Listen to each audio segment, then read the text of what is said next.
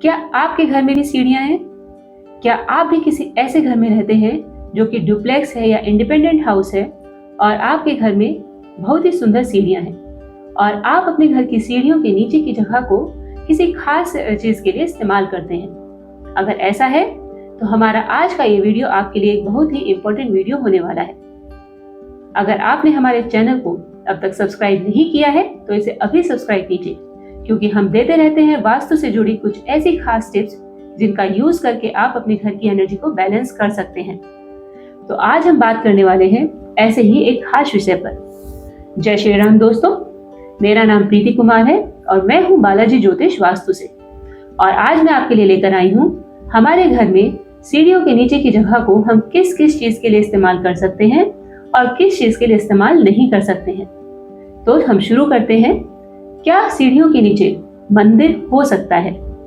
अक्सर यह कहा जाता है कि हमारे घर में सीढ़ियों के नीचे मंदिर नहीं होना चाहिए। दरअसल यह क्वेश्चन हमारी आस्था से और डायरेक्शन से जुड़ा होता है, क्योंकि जो डायरेक्शन सीढ़ियों के लिए उचित मानी जाती है वह डायरेक्शन कभी भी मंदिर के लिए उचित नहीं होती है। जैसे कि सीढ़ियों के लिए अच्छी डायरेक्शन कौन सी मानी जाती है? सीढ़ियों के लिए अच्छी डायरेक्शन होती है west, west north west, south east, east और साउथ। इन डायरेक्शन में आपके घर में सीढ़ियां हो सकती हैं। और मंदिर के लिए अच्छी डायरेक्शन कौन सी मानी जाती है?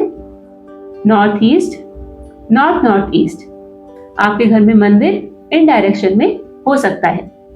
तो जो डायरेक्शन सीढ़ियों के लिए अच्छी हैं और जहां पर सीढ़ियां पॉजिटिव एनर्जी जनरेट करती हैं, वह डायरेक्शन मंदिर के लिए अच्छी नहीं है। और जो डायरेक्शन मंदिर के लिए शुभ मानी जाती है वह डायरेक्शन सीढ़ियों के लिए शुभ नहीं मानी जाती। तो इसलिए अगर आपने सीढ़ियों के नीचे मंदिर बनाया है तो या तो आपकी सीढ़ियां गलत जगह पर है या आपका मंदिर गलत जगह पर है। और इन दोनों ही केस में जो भी चीज गलत जगह पर है वह आपके घर में नेगेटिव एनर्जी जनरेट करेगी।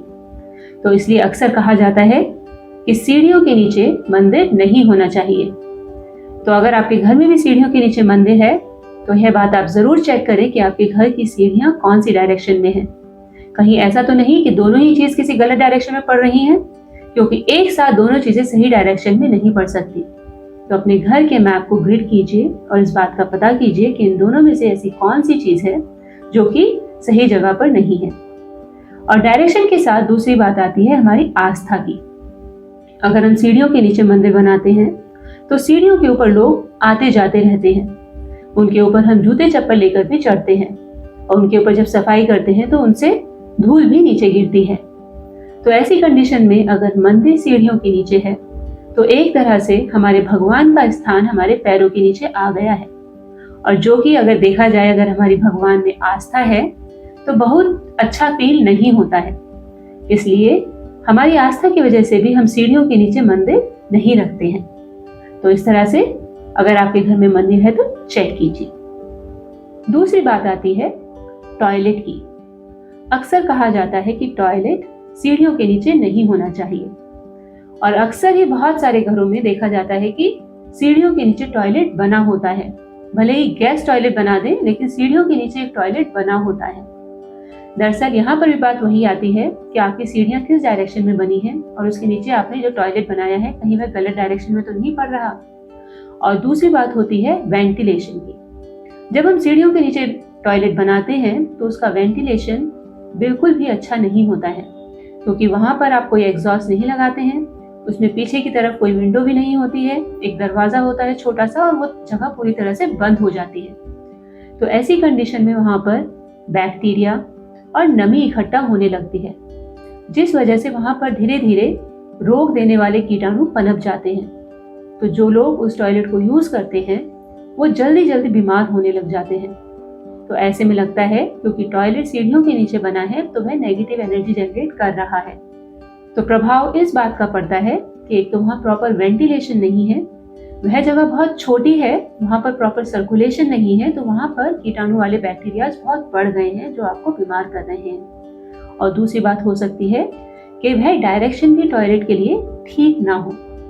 अगर आपकी सीढ़ियाँ और टॉयलेट दोनों ही सही डायरेक्शन में पड़ रहे हैं और आप उसमें प्रॉपर वेंटिलेशन का इंतजाम कर सकते हैं, तो तो ऐसी कंडीशन में आप एक आर्टिफिशियल छत डालकर वहां पर टॉयलेट का निर्माण कर सकते हैं। लेकिन कोशिश कीजिए कि यह काम आप जब आपके घर में जगह कम हो, जगह की कमी हो या फिर और कोई स्थान टॉयलेट बनाने के लिए ना हो तभी करें, क्योंकि वह एक बहुत ही छोटी जगह होती है जहां पर एक प्रॉपर टॉयलेट बनाना मुश्किल होता है। जस्ट मेक श्योर करें कि वह डायरेक्शन टॉयलेट के लिए एक प्रॉपर डायरेक्शन हो। तीसरी चीज है हमें मिलने वाले सर्टिफिकेट, अवार्ड्स और हमारी बुक्स। क्या हम उन्हें सीढ़ियों के नीचे रख सकते हैं? बात यह है कि सीढ़ियों के लिए जो राइट डायरेक्शन है वह डायरेक्शन इन चीजों को रखने के लिए कभी भी राइट डायरेक्शन नहीं है। जैसा कि मैं आपको पहले भी बता चुकी हूँ, सीढ़ियों के लिए कौन सी डायरेक्शन अच्छी मानी जाती है? Waste north west, south south west, south east और साउथ। इन डायरेक्शन में हम सीढ़ियां बना सकते हैं। लेकिन जैसे कि इनमें से दो डायरेक्शन हो गई अग्निकोण की डायरेक्शन, जहां पर अगर आप अपने अवार्ड्स और सर्टिफिकेट रखते हैं तो उनसे जो पॉजिटिव एनर्जी जनरेट होती है वह बर्न हो जाती है। तो अगर आपने वहां पर रखी है तो उनकी पॉजिटिव एनर्जी नहीं बचेगी। और अगर आपने वेस्ट नॉर्थ वेस्ट या साउथ साउथ वेस्ट में सीढ़ियां बनाई हैं और आपने उनके नीचे ये चीज रखी है तो इनमें से एक जोन है डिस्पोजल जोन और एक जोन है डिप्रेशन जोन। यह दोनों ही डायरेक्शन आपके इन अचीवमेंट्स को रखने के लिए कभी भी अच्छी नहीं मानी जाती हैं, क्योंकि इनकी एनर्जी या तो डिस्पोज ऑफ हो जाएगी या फिर उनका प्रभाव भी खत्म हो जाएगा। तो वह डायरेक्शन इन चीजों को रखने के लिए कभी भी अच्छी नहीं है। फिर हम बात करते हैं बुक्स की। क्या हम सीढ़ियों के नीचे बुक शेल्फ बना सकते हैं? दोस्तों, हम सभी जानते हैं कि बुक्स को माँ सरस्वती का रूप माना गया है। तो जिस माँ सरस्वती का रूप हम बुक्स को मानते हैं, अगर हम उन्हें सीढ़ियों के नीचे बनाते हैं तो जिस तरह हम मंदिर सीढ़ियों के नीचे बनाना अपवित्र मानते हैं, उसी तरह बुक्स को भी सीढ़ियों के नीचे अगर हम रखते हैं तो उनके ऊपर नीचे हम जूते चप्पल लेकर जाते हैं, जो कि बुक्स के लिए अच्छा नहीं है। और अगर आपने इनको डिप्रेशन जोन या डिस्पोजल जोन में रखा है तो आप उन बुक्स को कभी यूज ही नहीं कर पाएंगे। अगर जगह की कमी के कारण आपको सीढ़ियों के नीचे बुक शेल्फ बनानी भी पड़ती है तो पहले तो आप ये देखें कि वह डायरेक्शन कौन सी है।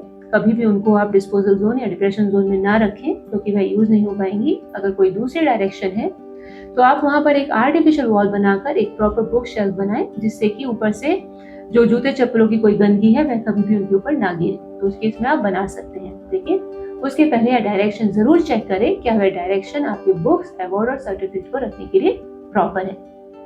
अगली बात आती है सीटिंग एरिया। क्या हम सीढ़ियों के नीचे सीटिंग एरिया बना सकते हैं?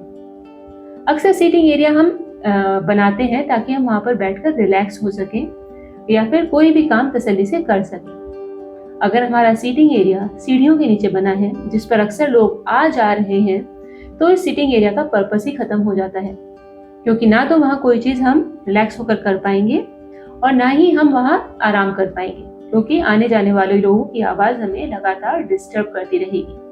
तो इसलिए अक्सर कहा जाता है कि सीढ़ियों के नीचे सीटिंग एरिया नहीं होना चाहिए। और अगेन बात आ जाती है डायरेक्शन की। अगर सीढ़ियां राइट डायरेक्शन में है तो सीटिंग एरिया उस डायरेक्शन में अक्सर नहीं होता है। अगर आपकी सीढ़ियां ईस्ट में पड़ रही हैं तो उसके नीचे अगर आप चाहें, अगर आपकी मजबूरी है, आपके पास और कोई जगह नहीं है, तो आप सीढ़ियों के नीचे सीटिंग एरिया बना सकते हैं, लेकिन फिर आप यह भूल जाइए कि आप उसके नीचे आराम से बैठकर काम कर पाएंगे, क्योंकि अक्सर आने जाने वाले लोगों की आवाजें आपको वहां पर डिस्टर्ब करती रहेंगी। आप एकाग्र होकर फोकस करके वहां पर कोई भी काम नहीं कर पाएंगे। इसलिए अक्सर यह कहा जाता है कि सीढ़ियों के नीचे सीटिंग एरिया नहीं होना चाहिए। तो उम्मीद करती हूँ कि आपको यह बातें समझ आई होंगी कि आपके सीढ़ियों के नीचे आप क्या रख सकते हैं, क्या बना सकते हैं या क्या कर सकते हैं, और आपको इस बात का रीजन भी अच्छे से समझ आया होगा कि हम यह चीजें सीढ़ियों के नीचे क्यों नहीं करते हैं। तो अगर आपको यह बातें पसंद आई हैं और आप इनको अपने घर में यूज कर रहे हैं तो हमारे कमेंट बॉक्स में कमेंट डालकर बताइए कि इससे आपको क्या फायदा हुआ। और हमारे चैनल को लाइक कीजिए, सब्सक्राइब कीजिए और शेयर कीजिए, ताकि आपको हमारी वास्तु टिप्स सही समय पर मिलती रहें और आप उनका यूज करके अपने जीवन में सुख, शांति और समृद्धि लाते रहें।